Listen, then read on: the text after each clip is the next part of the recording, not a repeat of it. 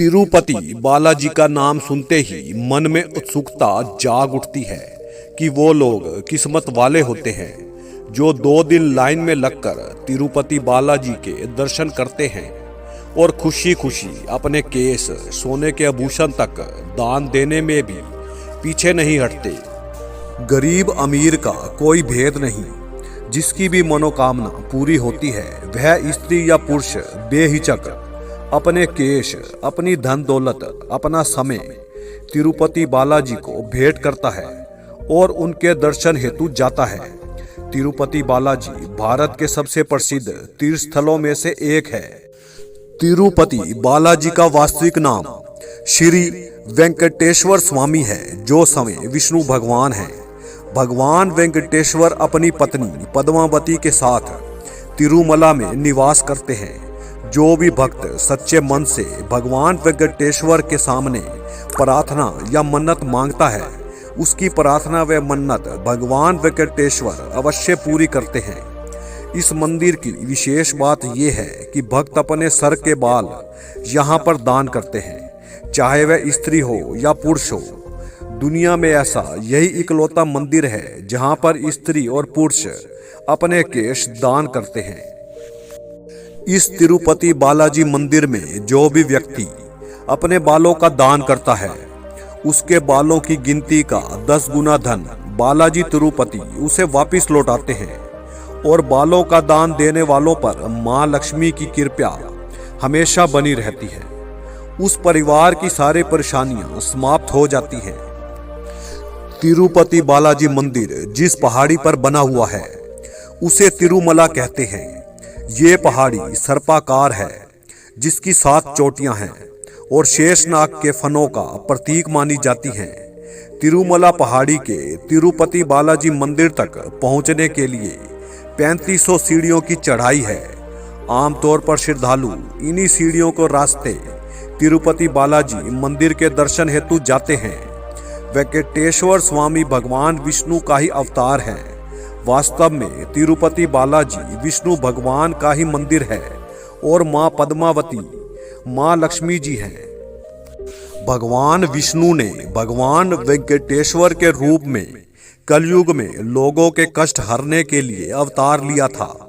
भगवान विष्णु व मां लक्ष्मी के तिरुपति बालाजी में स्थापित होने की कथा इस प्रकार है। एक बार महर्षि भृगु भगवान विष्णु से मिलने विष्णु लोक पहुंच गए, परंतु भगवान विष्णु उस समय गहरी निंद्रा में सोए हुए थे। ऋषि भृगु ने काफी देर इंतजार किया, परंतु भगवान विष्णु की निंद्रा नहीं टूटी। ऋषि भृगु ने अत्यंत क्रोध में आकर एक लात विष्णु जी को उठाने के लिए उनके वक्ष पर दे मारी, परंतु विष्णु भगवान ने क्रोधित होने के स्थान पर समय उठकर ऋषि भृगु के पैर पकड़कर अपने इस कृत्य के लिए माफी मांगी। भगवान विष्णु के इस कोमल व्यवहार से खुश होकर भृगु ऋषि ने भगवान विष्णु को सर्वश्रेष्ठ घोषित किया, परंतु ऋषि भृगु की मारी लात से मां लक्ष्मी अत्यंत क्रोधित हो गई। उन्हें क्रोध अपने पति विष्णु पर था कि लात लगने के बावजूद भी भगवान विष्णु ने ऋषि भृगु से माफी मांगी।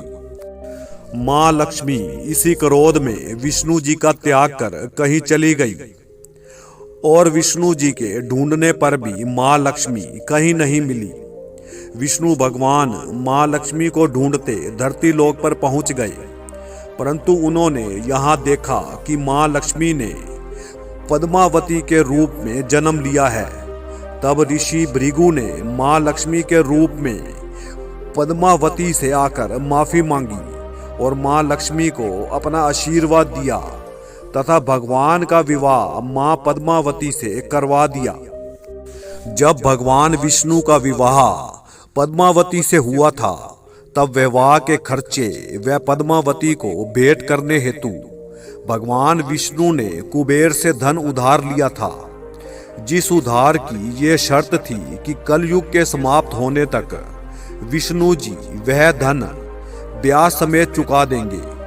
ऐसी मान्यता है जो भी भक्तजन बालाजी तिरुपति में दर्शन करते समय जो चढ़ावा चढ़ाता है वह चढ़ावा वह भक्तजन कुबेर जी द्वारा दिए गए ऋण को उतारने के लिए देता है।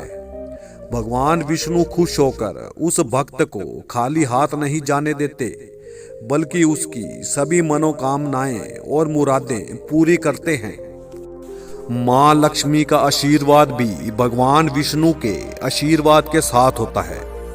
बालों का दान देने के पीछे मान्यता ये है कि जो व्यक्ति तिरुपति बालाजी के दर्शन करने के लिए आता है, वह व्यक्ति अपने पाप और बुराइयों को छोड़ने के लिए अपने केशों का त्याग करता है।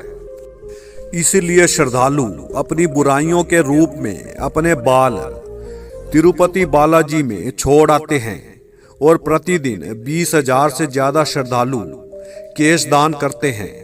केश दान के पीछे कई और भी कथाएं प्रचलित हैं, परंतु असल सत्य यही है कि श्रद्धालु श्रद्धा से अपना मुंडन करवाकर बालाजी तिरुपति को अपने केश और दौलत चढ़ाते हैं। लोगों की कामनाएं भगवान विष्णु और मां लक्ष्मी तिरुपति बालाजी में पूरी करते हैं। तभी तो दान के मामले में तिरुपति बालाजी सबसे अमीर मंदिरों में गिना जाता है। तिरुपति बालाजी में स्थापित अनूठी मूर्ति में भगवान विष्णु और मां लक्ष्मी दोनों का रूप सम्मिलित है। इसलिए मूर्ति का जो श्रृंगार किया जाता है वह आधा नर और आधा नारी का होता है। इसी कारण प्रतिदिन तिरुपति बालाजी को ऊपर साड़ी और नीचे धोती से सजाया जाता है। मंदिर में एक दीपक सदैव जलता रहता है। ना तो इस दीपक में तेल डाला जाता है, ना ही घी। फिर भी ना जाने ये दीपक कब से जल रहा है। ये सब तिरुपति बालाजी का प्रताप है। तिरुपति बालाजी की मूर्ति के बाल भी असली हैं। ये कभी उलझते नहीं हैं और हमेशा मुलायम रहते हैं।